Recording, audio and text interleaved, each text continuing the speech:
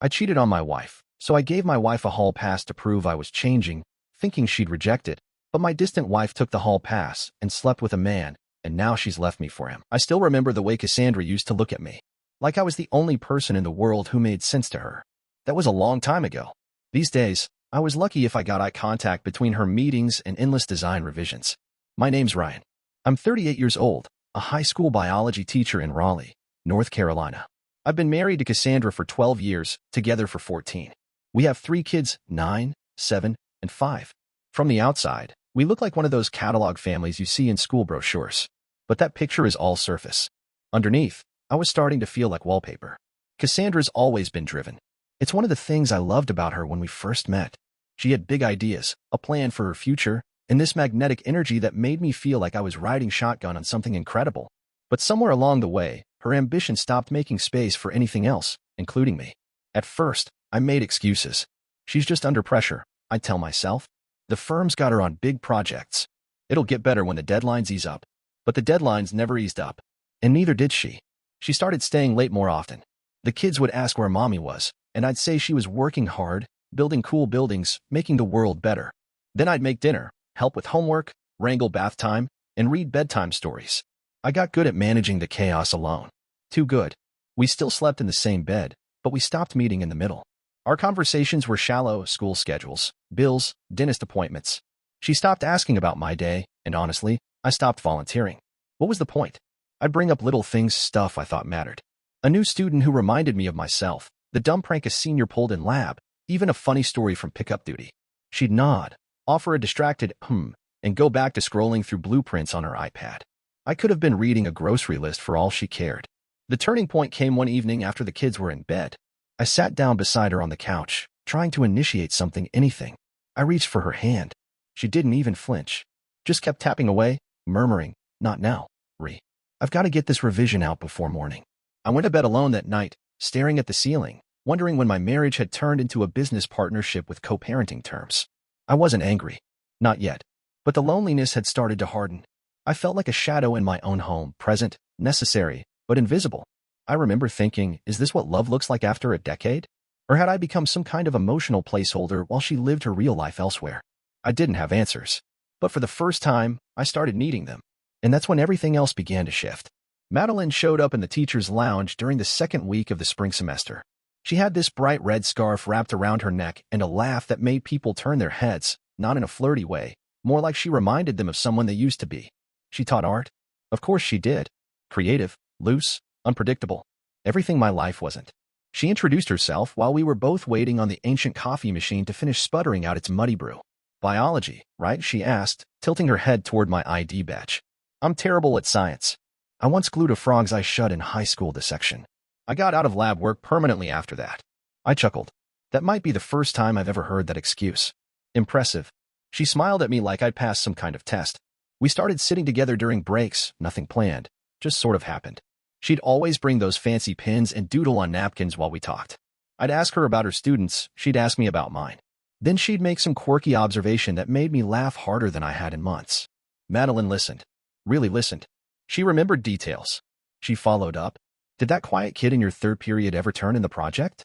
Or, "How's your daughter's piano recital coming along?" Small things, but they felt huge.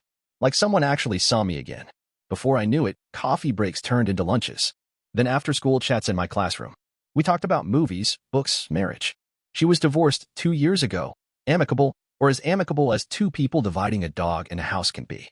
I started dressing better for work. Nothing obvious, just ironed shirts, nicer shoes. I'd leave home early and linger later, using the excuse of grading or department meetings. It wasn't just about Madeline. It was about who I felt like when I was around her. I told myself it was harmless. I was still doing everything I was supposed to at home. The meals, the soccer drop-offs, the bills, the bedtime stories. Cassandra hadn't noticed anything different. Or if she had, she didn't say so. By October, it happened. We kissed in the back hallway outside the art room after a long Friday. She looked up at me like she'd known it was coming. And when it happened, it felt inevitable. Not romantic. Not passionate. Just like a door quietly clicking shut behind me. I justified it. I'm emotionally abandoned, I told myself. This isn't cheating. It's survival. I told myself that a lot. It didn't stop with one kiss. It never does. A couple of weeks later, I stayed late to help Madeline with her gallery display. The janitor caught us once in a supply closet, and I panicked so hard I sweated through my shirt the rest of the night. But the guilt didn't hit all at once. It came in fragments. Like the way my son called out, "Dad," from the top of the stairs when I got home late and pretended I'd just forgotten the time. Or when Cassandra asked if I wanted to try that new Thai place and I realized I'd already gone there with Madeline. I kept it secret. I kept it quiet. I kept showing up for my kids and checking the boxes. But inside, something was splitting apart. I wasn't just lying to Cassandra. I was lying to myself. And deep down, I knew it wouldn't stay secret forever. It was a Thursday night in early spring when Cassandra finally said something. The kids were in the other room arguing over a tablet, the dishwasher humming behind her, and she didn't even look up from her laptop when she said it. "We need to talk." I felt a cold flush under my skin. I froze with a dish towel in my hand, like if I didn't move, maybe she'd forget she said it. "What about?" She closed the laptop slowly and looked at me like I was a student who'd been pretending to know the answer but had just flunked the quiz. Her voice was flat, careful, not angry. Worse, controlled. "Something's off," she said. "With us. You feel it too." I opened my mouth, but nothing came out. She went on. "We're just going through motions. Parenting, bills, sleep, repeat. I don't know who you are anymore, and I don't think you know me either." I stood there, drying my hands on the same corner of the towel over and over. She wasn't wrong. But hearing her say it, acknowledging it out loud, it landed like a blow. "So what are you saying?" I finally asked. "I think we should try counseling," she said. "Before we start resenting each other more than we already do." I should have panicked. I should have made excuses. But what I felt instead was guilt so sharp it made me dizzy. Because in that moment, I realized she still cared. She wanted to fix it. She was offering a lifeline, and I was already knee-deep in betrayal. That night, I texted Madeline and ended it. 3 sentences, no explanation. She responded with "okay." I figured, and didn't text again. She knew. She'd probably known for weeks that this was always going to be temporary. I told myself I was doing the right thing, choosing my family, choosing Cassandra. But I didn't confess. I couldn't. Not then. I told myself the truth would only make things worse. That it would burn whatever fragile hope we still had left. I said it was for her. That was a lie. We started therapy the next week. The sessions were awkward at first. We sat on that couch like strangers, stiff and formal, answering the therapist's questions like we were filling out a questionnaire. But slowly, something shifted. Cassandra started opening up. She admitted she felt lonely, overwhelmed, like she was holding the weight of her career and the kids and trying not to drown in either. She admitted she had shut me out, not out of spite, but because she thought I didn't care. I didn't know how to respond. I sat there with this pit in my stomach, nodding like a coward. After one session, in the car, she reached for my hand. Just placed hers on top of mine. Simple. Soft. And I almost told her everything right there. But I didn't. I stayed quiet. And that silence, my silence, would cost us more than I was ready to admit. It happened on a humid afternoon in early June. The kind where the air feels thick even inside the therapist's office. Cassandra sat on the far end of the couch that day, legs crossed, her blouse clinging slightly to her arms. I remember noticing she had her hair pulled back, not in a rushed ponytail like usual, but clipped neatly, almost elegant. It hit me that I hadn't really looked at her in weeks. The therapist had just asked something ordinary, about routines or communication. I don't even remember the question. What I remember is the pounding in my chest. The way my hands went clammy. The way guilt started crawling up the back of my throat like I might choke on it. I turned toward Cassandra before I could talk myself out of it. "There's something I have to tell you," I said, and my voice came out thinner than I expected. She looked at me slowly. Calm. Curious. Not suspicious. "Not yet." The therapist nodded gently. "Go ahead." I stared at my knees. "I had an affair," I said. "It's over." But it happened. Cassandra didn't flinch. She didn't blink. She just sat there, completely still, like someone hit pause on her entire body. The silence that followed was the longest of my life. Then, slowly, she turned her head toward the window. Not toward me. Through me. Like I wasn't even in the room anymore. Like I'd already been erased. She didn't say a word. The therapist shifted in her seat, glancing between us, waiting. But Cassandra didn't cry. Didn't scream. She just stopped. Whatever fire had been burning to save this marriage, I watched it snuff out in her eyes, without so much as a sound. When the session ended, she walked out ahead of me, said nothing in the parking lot, and drove home in silence. We didn't speak for the rest of the day. Over the next 2 weeks, we only talked about logistics. Dinner plans, school pickups, doctor's appointments. It was like we were coworkers with a shared calendar, efficient, polite, hollow. I cooked more, cleaned more. I threw myself into parenting like a man possessed. I offered to take the kids solo on the weekends so she could rest. I told myself I was trying to repair things. But I knew the warmth was gone. She was still in the house, still under the same roof, but she wasn't really with me anymore. One night after the kids were asleep, I stood at the kitchen sink, scrubbing a pan I'd already cleaned. She walked in quietly, leaned against the counter, arms crossed. "I don't know what I want," she said, barely above a whisper. I nodded, not trusting myself to speak.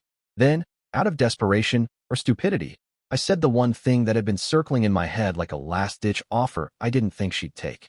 "If it helps, if you need to. I mean, I'd understand if you needed some kind of reset. A hall pass, or whatever." She didn't laugh, didn't scoff. She just stared at me.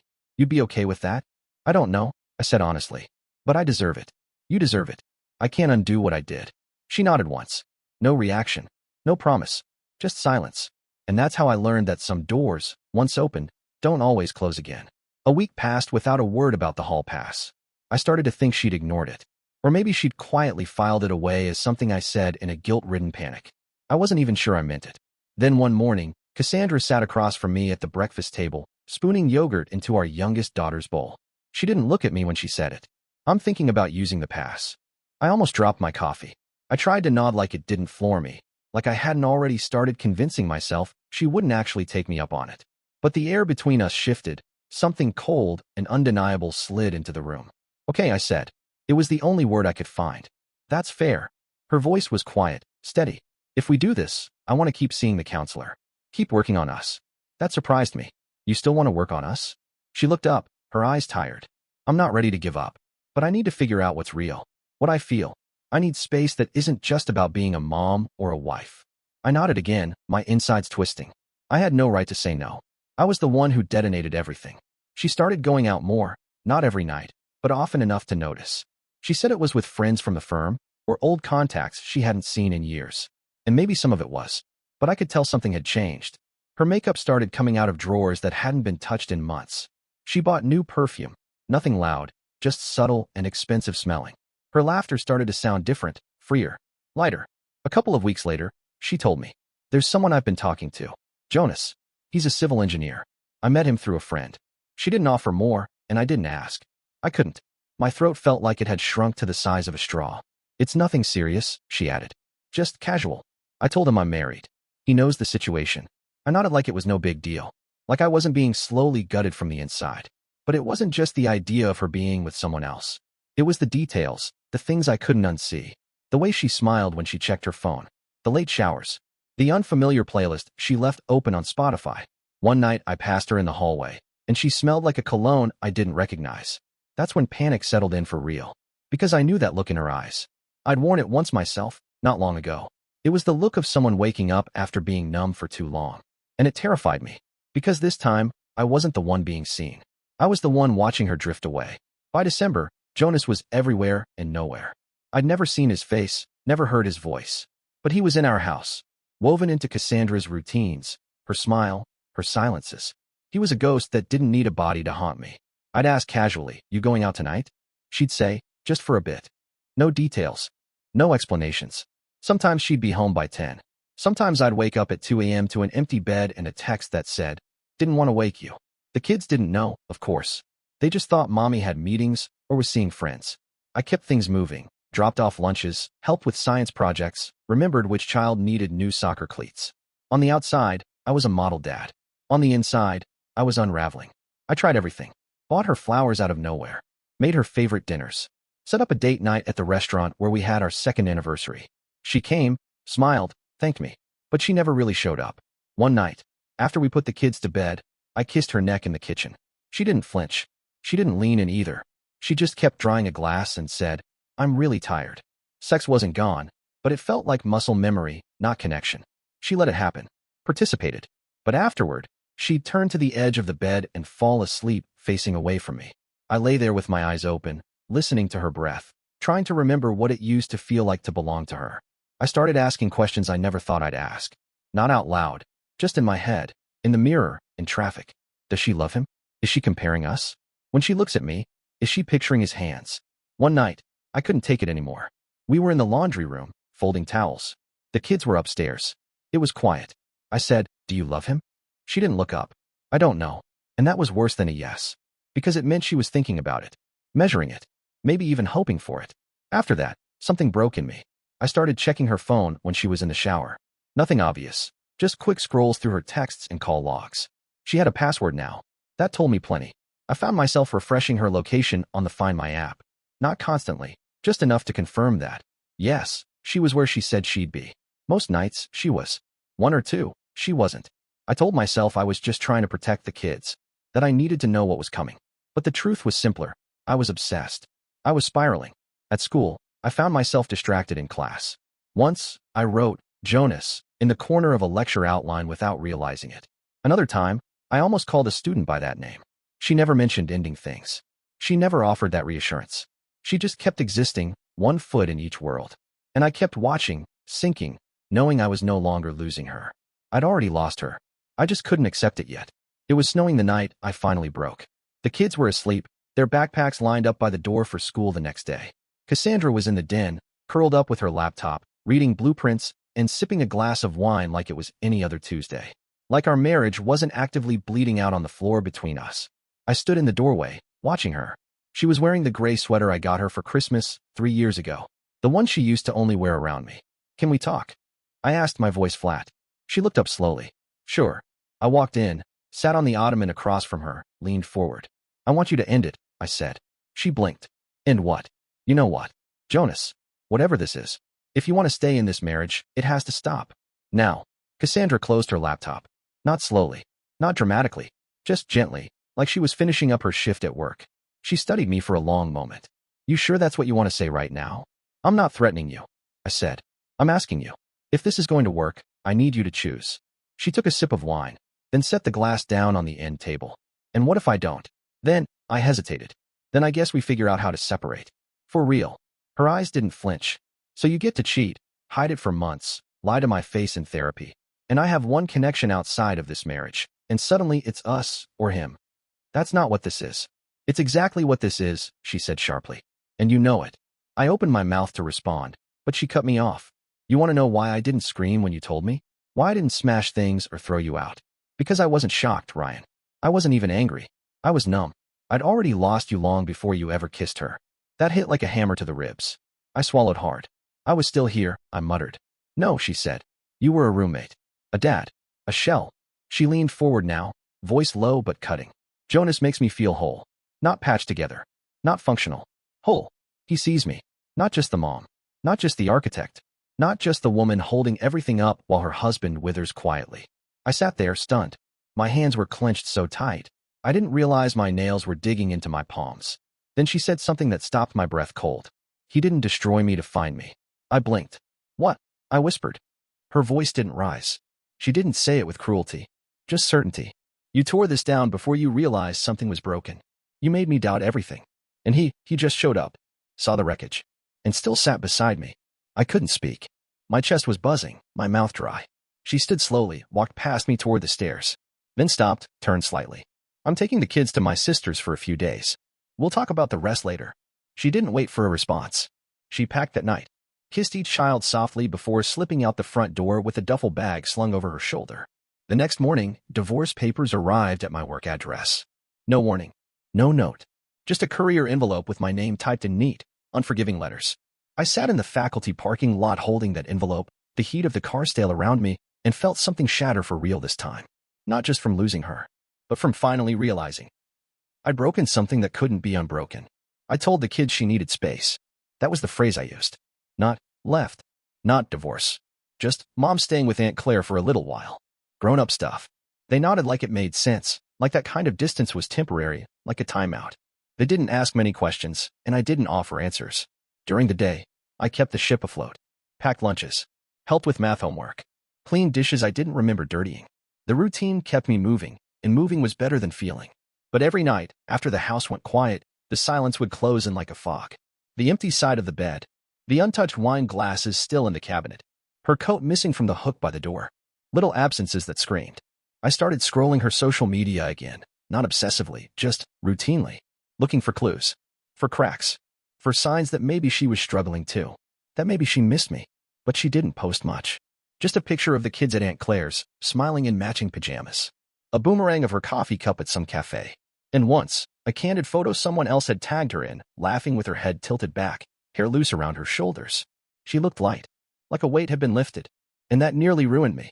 I couldn't stop thinking about it. How easily she seemed to rebuild. How quickly she slipped into a new version of her life, one that didn't have space for me. I tried to distract myself, picked up extra shifts at school, caught up on grading, stayed late cleaning my classroom even though nobody asked me to. But nothing felt right. I started forgetting small things.